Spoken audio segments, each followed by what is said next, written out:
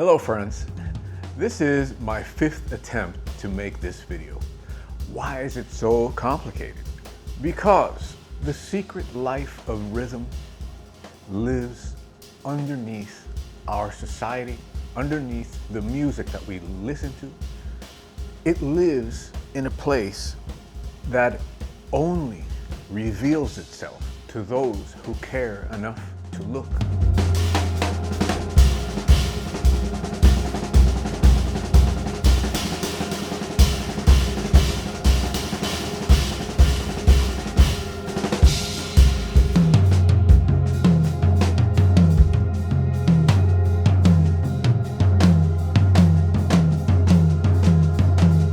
Every time I talk about this, I have to think about how I'm relating it, because it's so important and I don't want to sound preachy.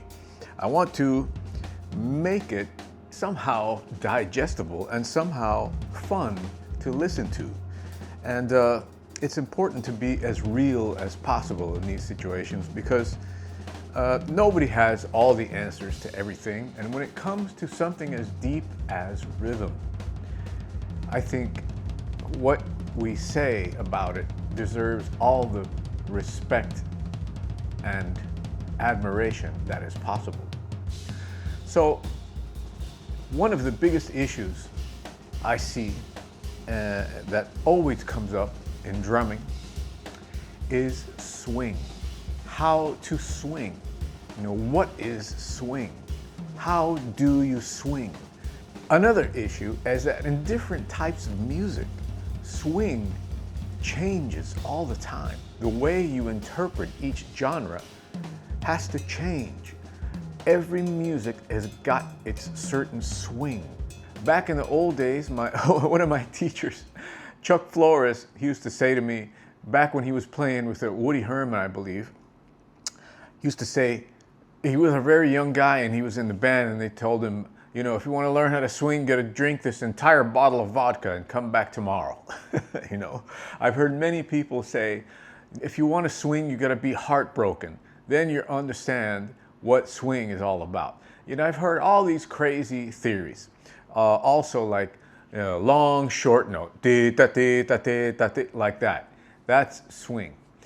The problem with all of these things is that it just doesn't apply across the board. This thing with the long notes and the short notes, once you speed up the tempo, doesn't work anymore. Even from medium to, you know, medium up, and then when you go very fast, it's obliterated. You know, there's no difference between long and short notes. Every music has got its certain swing. Brazilian music has a certain swing that you must decipher.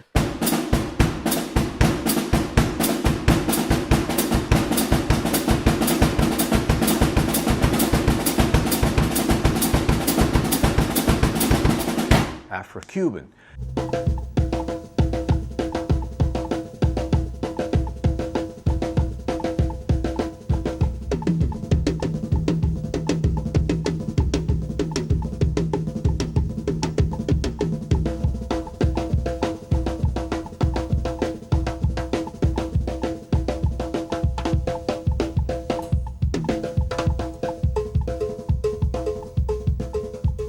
Greek music, music from the Congo, music from Somalia, music from South America, Chile, Argentina, Uruguay.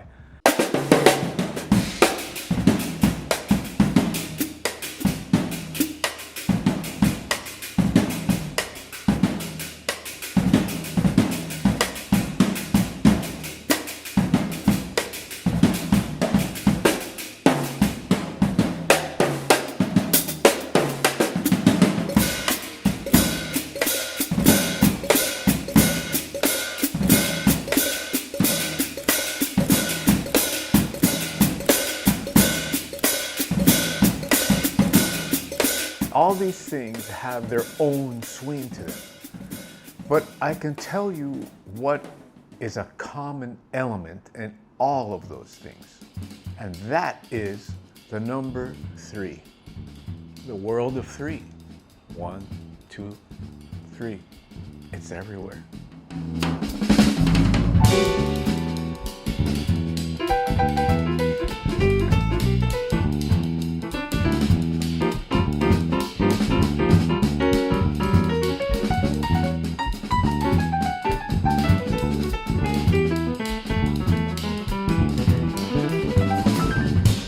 It's very, very, very interesting.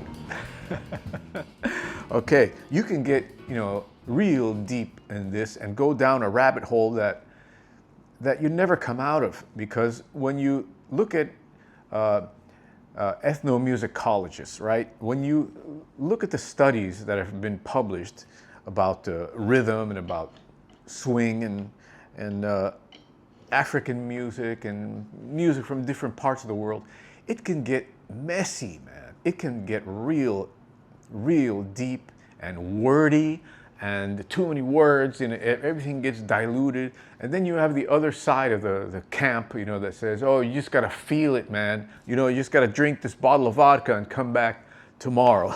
Right? I think that both of those things have to have something that you can latch onto that's much more efficient as a musician. Because if you want to survive, with drumming and be somebody that can function in a lot of different styles, you have to get the concept of those styles down, and you can't take 10 years to do it. There is a way that you can efficiently learn how to do these things. And that, my friends, is a theory that I call RTS, relayed time shifting. Now, let me just explain to you what this is. In Afro-Cuban, or a lot of music from African descent, the original feel of the music is coming from 6/8, what is considered to be 6/8, because you can't even say that it's 6/8. I doubt that the players in Africa, way back then when they were doing the tribal ceremonies and all these things, they're not thinking about time signatures. Okay, that's a Western thing. The way they looked at timeline structures is through a series of what we call claves, but they're really, what they are is timeline structures. This is a timeline structure, right? That's Afro-Cuban. But also in Africa, there are many timeline structures. There's this one that everybody knows too. We think of that as bembe, we think of that as a pattern, but it's not a pattern in its function. It's a timeline structure. What bar lines are to us, these things are to the creators of that music, the people that come from those cultures. Okay, that's a timeline structure. Another timeline structure is this: 1, 2, 3.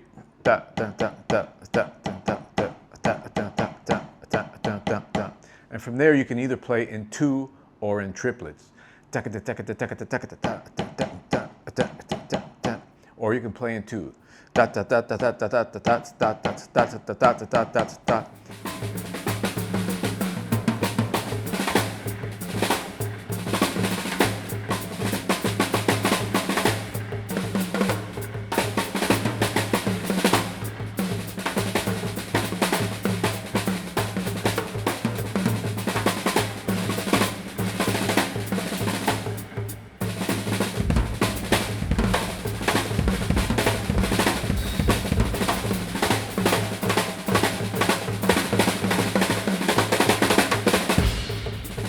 So you see, it's a form of bar lines. It's a way to structure your phrasing and music. All your phrasing is built around those things. So what happens? As I just demonstrated, the world of 6 and the world of 2 are together. They're meshed in together. It's like a big mesh of things together. Now, this happens in jazz also, okay? But in a different way. At different tempos, the vocabulary of 6 feeds its basic core language into jazz, okay, into swing. At slower tempos, You have a different vocabulary than you do at fast tempos. That's why you try to play what you play in slow tempos and you try to do it in medium or fast, and it doesn't work anymore. Okay?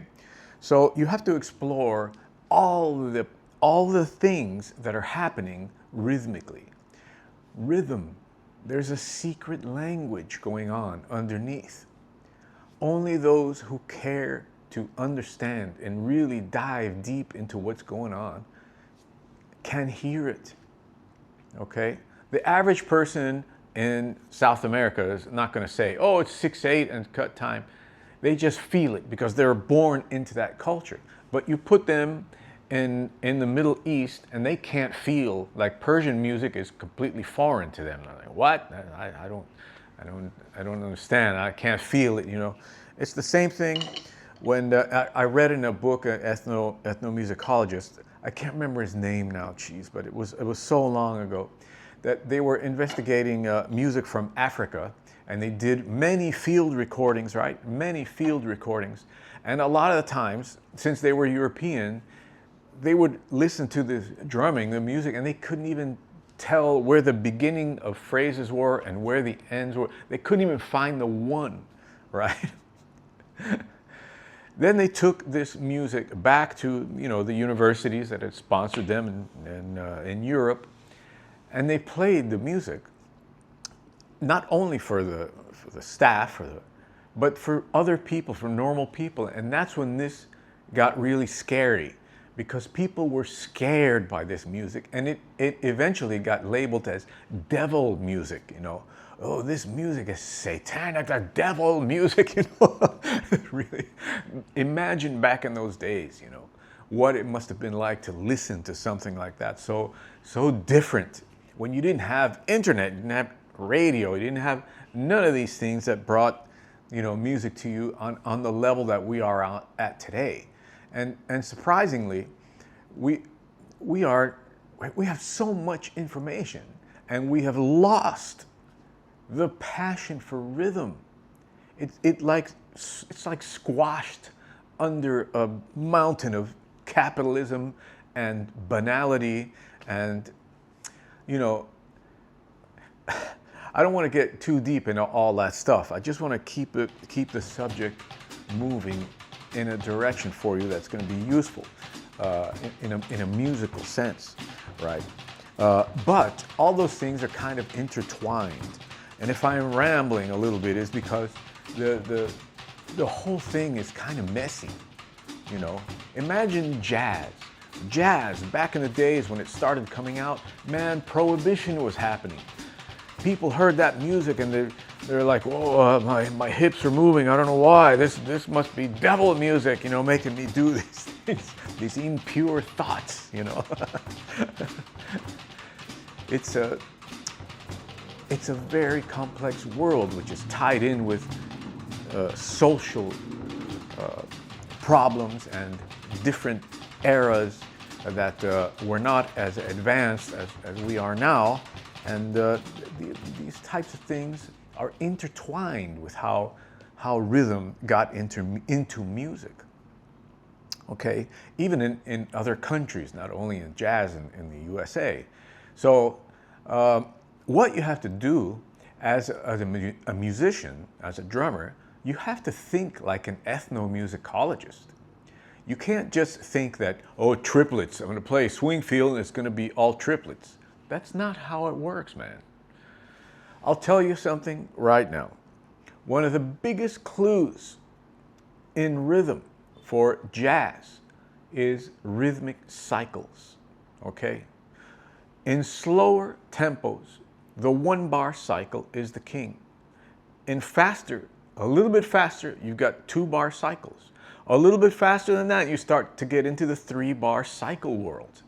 Faster than that, you still have 3-bar cycle, and even faster, you have the augmentation of the 3-bar cycle. 1, 2, 3, 4, 1, 2, 3, 4, 1, 2, 3, 4, 1, 2, 3, 4.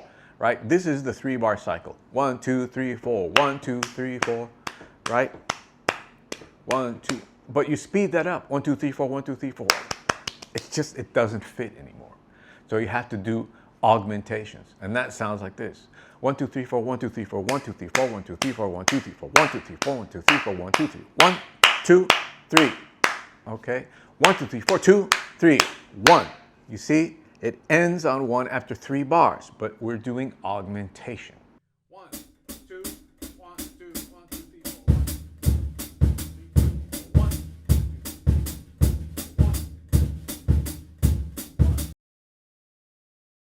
1, 2, 1, 2, 1, 2, 3, 4,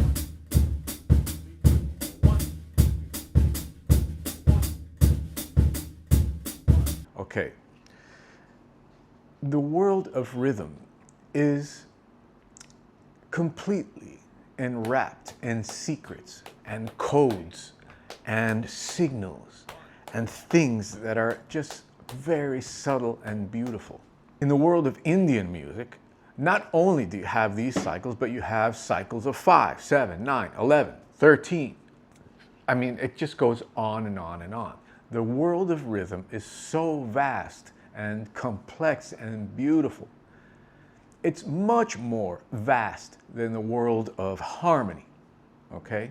The world of harmony is finite, but the world of rhythm is infinite, okay? Now you have ties maybe to the infinite, not maybe, you have ties to the infinite in harmony because of sound waves and all that stuff. When you start getting into that, you really go into a deep dive of crazy things.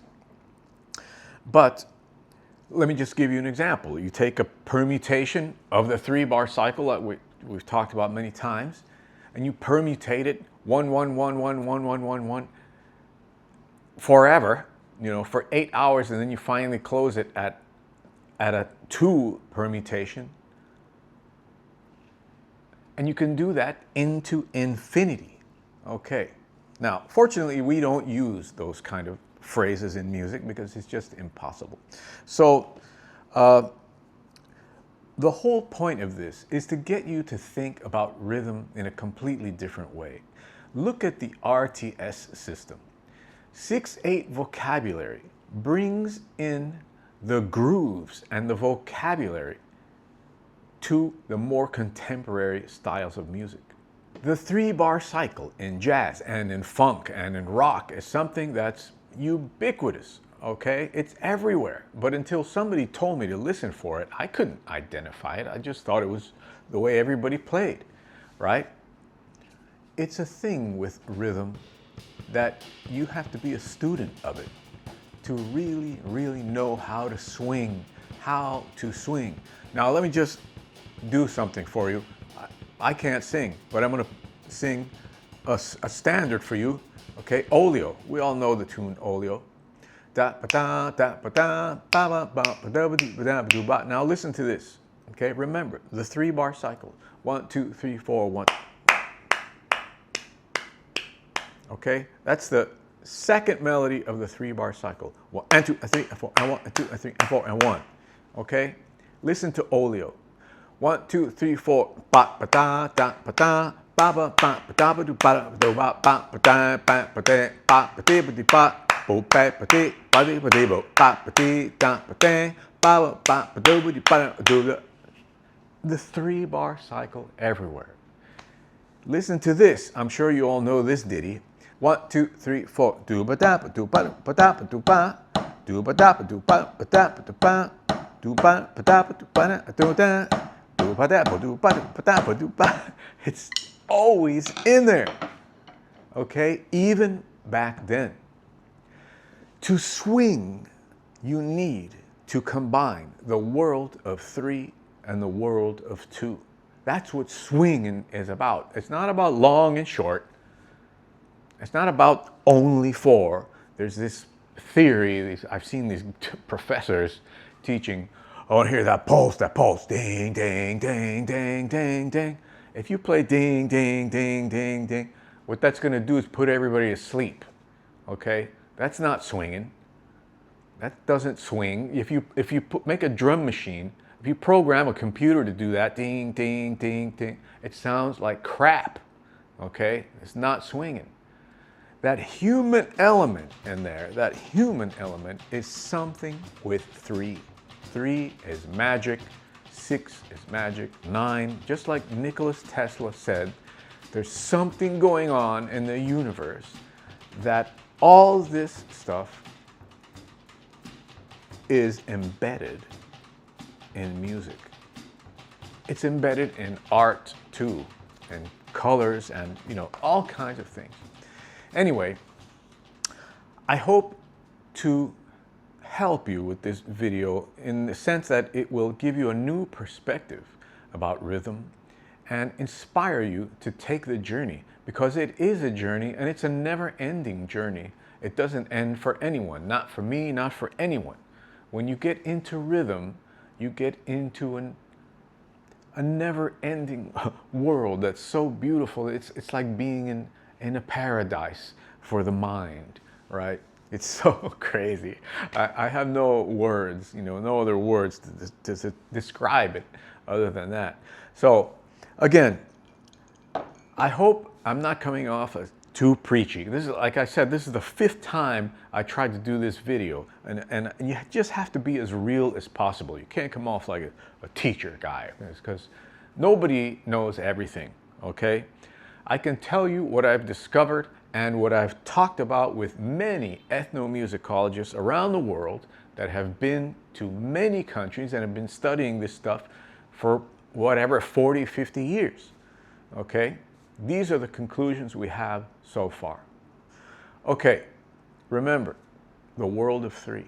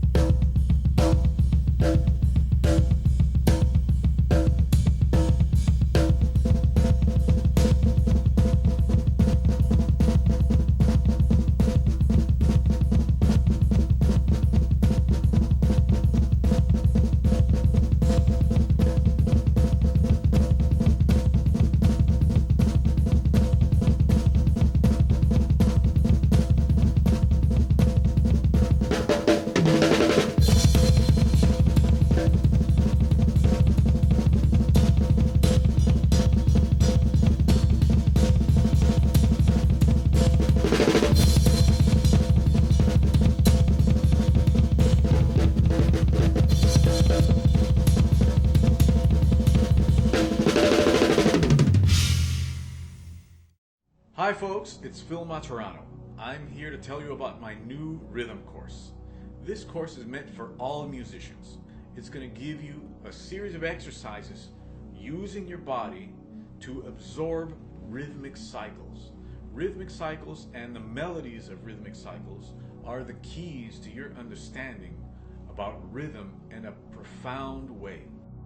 In a way that you're going to be able to apply it into music in a very practical and creative way. There's never been a study like this before, and I think you're going to be very happy once you get into it. There are 4 major rhythmic cycles that are essential in Western music. Do you know what they are?